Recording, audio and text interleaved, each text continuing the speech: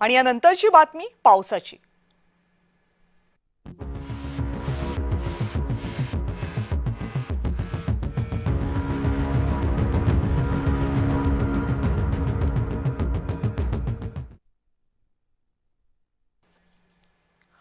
यावर्षीच्या मान्सूनच्या हंगामात महाराष्ट्रासह देशातील अनेक भागांमध्ये सरासरीपेक्षा कमी पावसाची नोंद झाल्यामुळे पावसाचा अनुशेष निर्माण झालाय।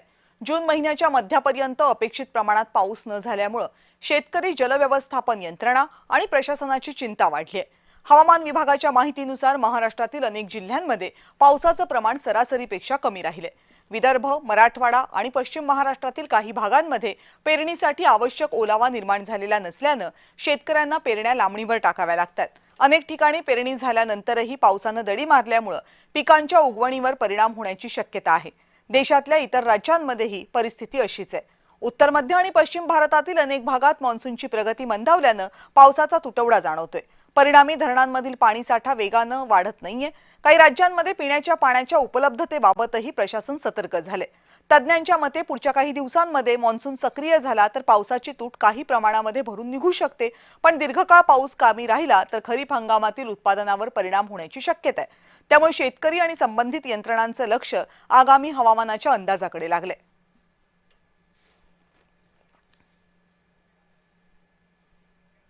आता पावसाच्या अनुशेषाबद्दल आणखी माहिती बघूयात।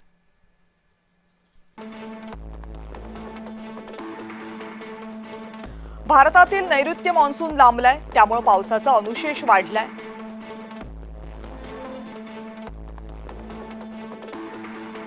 चार आणि 18 जून या जून महिन्याच्या कालावधीत पावसाचा अनुशेष तब्बल 42% पोहोचलाय। महाराष्ट्राचा बहुतांश भाग कोरडाच आहे।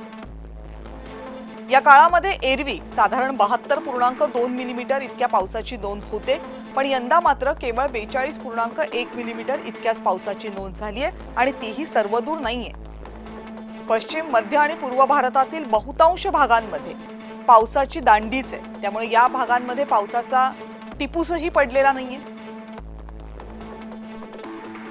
महाराष्ट्राचा विचार केला तर मुंबई, ठाणे, नाशिक, पुणे, संभाजीनगर या भागांमध्ये म्हणजे जवळपास सगळ्याच महाराष्ट्रामध्ये अजिबातच पाऊस नाहीये। कोकणाचा काही भाग वगळला, अगदी एखादा जिल्हा वगळला तर 3-4 दिवसांमध्ये मान्सून जरी सुरू झाला तरी धरणं पूर्ण भरतील का याबाबत साशंकता आहे, कारण पावसाचं प्रमाणही कमी असेल आणि पाऊस पडण्याचे जे पॅटर्न्स आहेत तेही वेगळे असणार आहेत।